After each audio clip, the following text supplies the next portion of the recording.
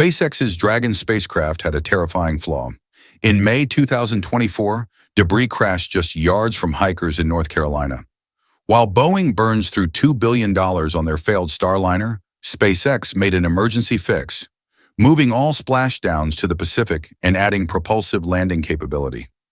NASA was so impressed, they tripled Dragon's reuse limit to 15 flights, while Boeing got rejected.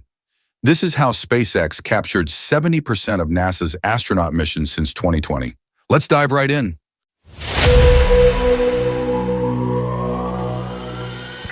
When debris from SpaceX's Crew Dragon spacecraft crashed down near hikers in North Carolina last May, it wasn't just a close call, it was a wake-up call. Metal fragments from space, landing half a mile from a popular hiking trail. What if they had landed just 800 yards closer? We'd be talking about casualties, not just damaged equipment. This wasn't some freak accident. It was a fundamental design issue built into Dragon's return system. The problem? Parts of Dragon's trunk, a section that's supposed to completely burn up during reentry, weren't disintegrating as planned. They were surviving the fiery plunge through our atmosphere and raining down on populated areas. Why does this matter so much? Because SpaceX has become NASA's primary ride to space. Since 2020, they've handled over 70% of NASA's astronaut flights to the International Space Station. With that kind of responsibility, even a small design flaw becomes a massive safety concern. So what caused pieces of Dragon to survive when they should have been incinerated? And why did SpaceX choose such a dramatic solution as moving their entire recovery operation across the country?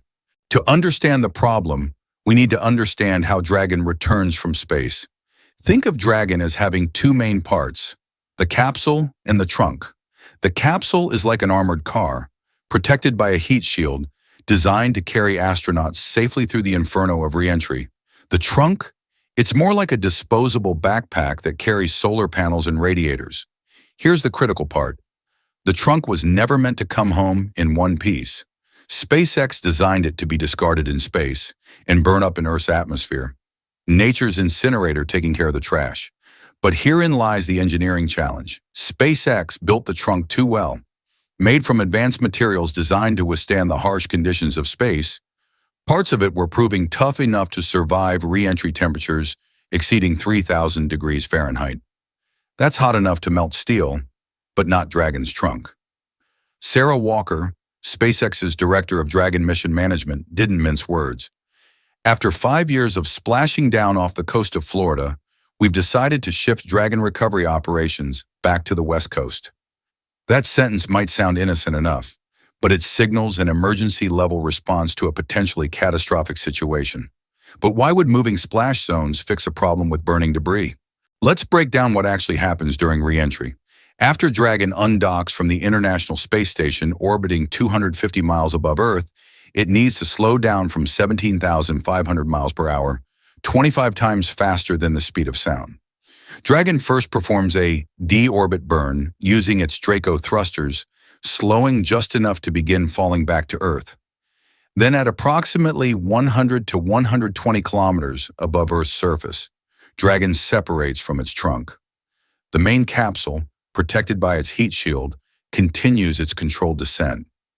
The trunk, meanwhile, is supposed to be completely incinerated by the extreme temperatures of re-entry. That's the theory, at least. But here's what actually happened on May 22, 2024.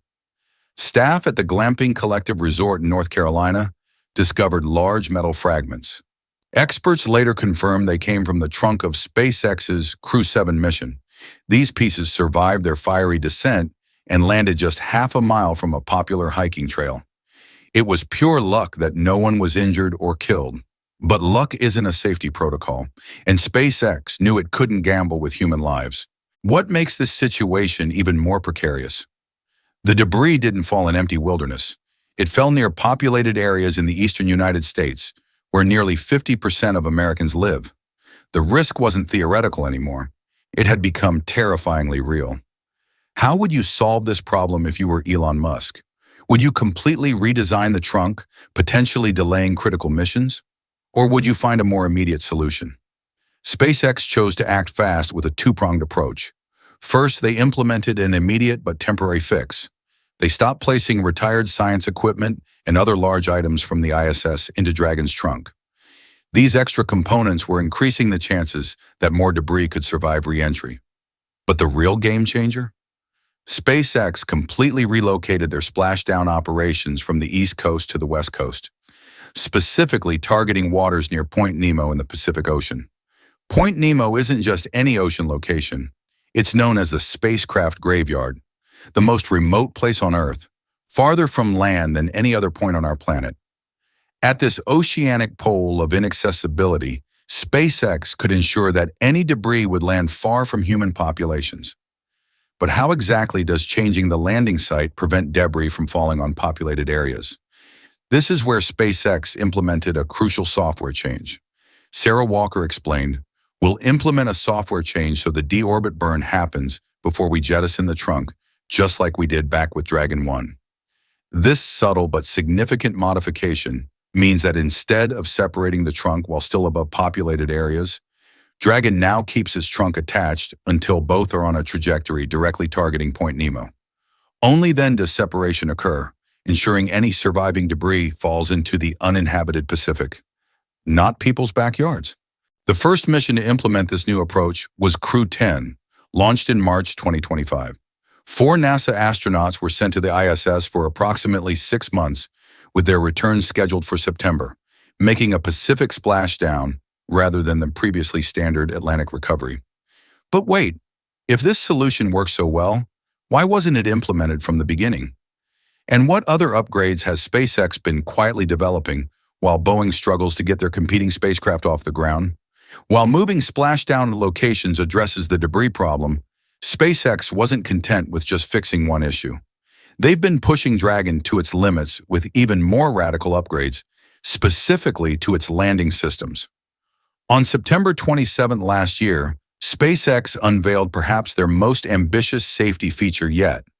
In case of parachute failure, Dragon can now rely on its built-in Super Draco engines to perform a propulsive landing. Think about what this means.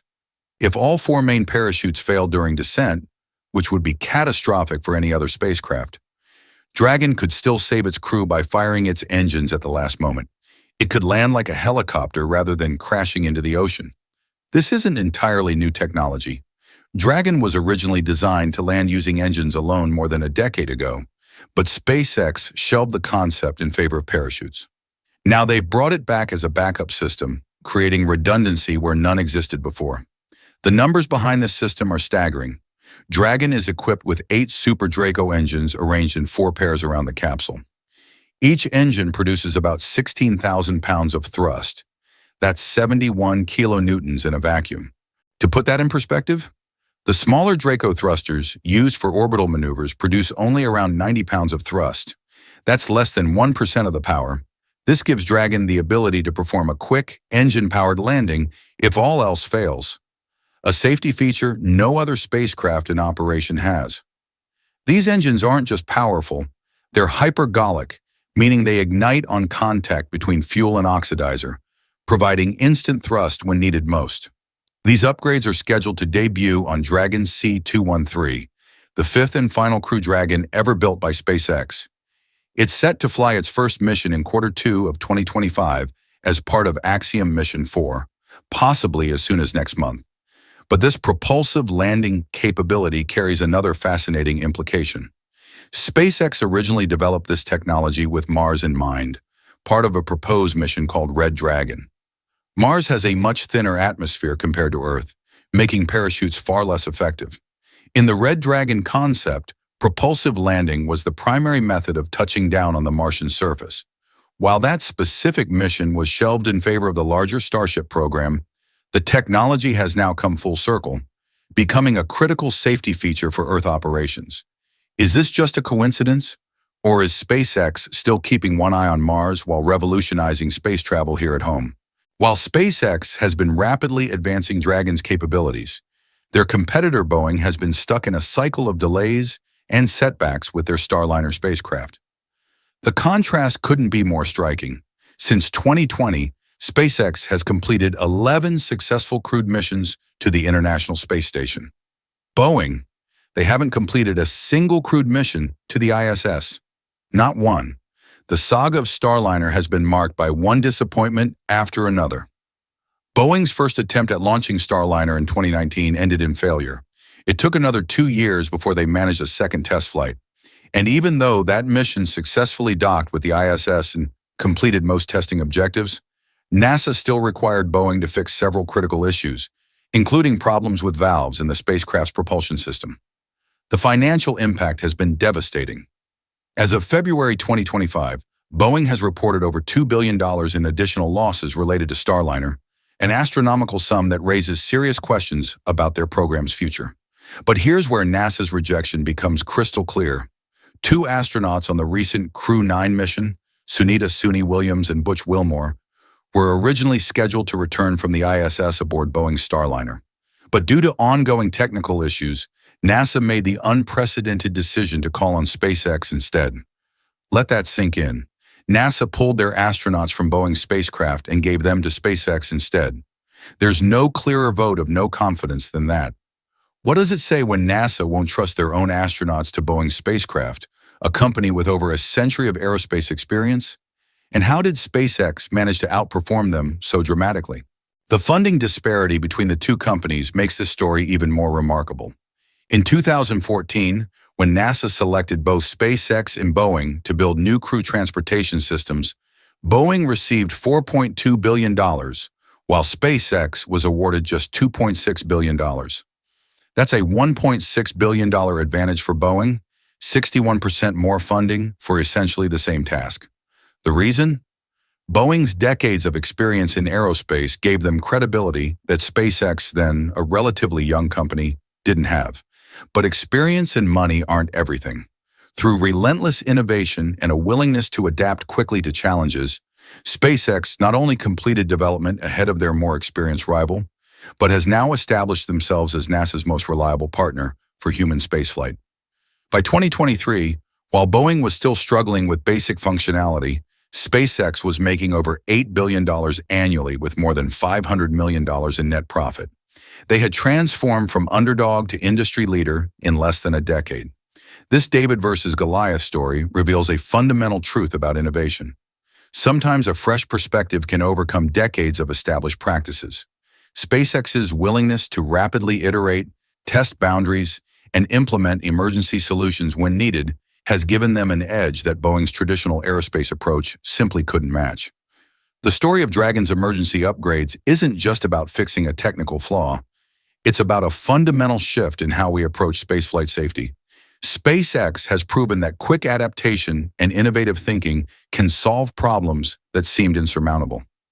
As NASA continues to rely more heavily on SpaceX for its most critical missions, explicitly rejecting Boeing when astronaut lives are on the line, one question remains: can Boeing ever catch up? Or has SpaceX's revolutionary approach permanently changed the landscape of human spaceflight? The story of SpaceX's Dragon and Boeing's Starliner isn't just about 2 competing spacecraft, it's about 2 fundamentally different approaches to innovation. When faced with a potentially deadly design flaw, SpaceX didn't hide or delay. They pivoted, adapted, and emerged stronger. Meanwhile, Boeing, with all its resources and experience, remains grounded. This contrast reveals something profound about our future in space. Success doesn't always come from having the biggest budget or the longest history. Sometimes it comes from being willing to admit when something isn't working and having the courage to fix it. As we look toward more ambitious goals, returning to the moon, landing on Mars, and beyond, which approach do you think will get us there? The careful, methodical legacy of companies like Boeing? Or the rapid innovation and problem-solving spirit of companies like SpaceX? Perhaps the answer isn't either-or, but a new synthesis of both. If you're fascinated by space technology and the companies shaping our cosmic future, hit that subscribe button and join our journey through the stars. Drop your thoughts in the comments. I'm curious, if you were an astronaut, which company would you trust with your life? This is Space Core, where we make space make sense.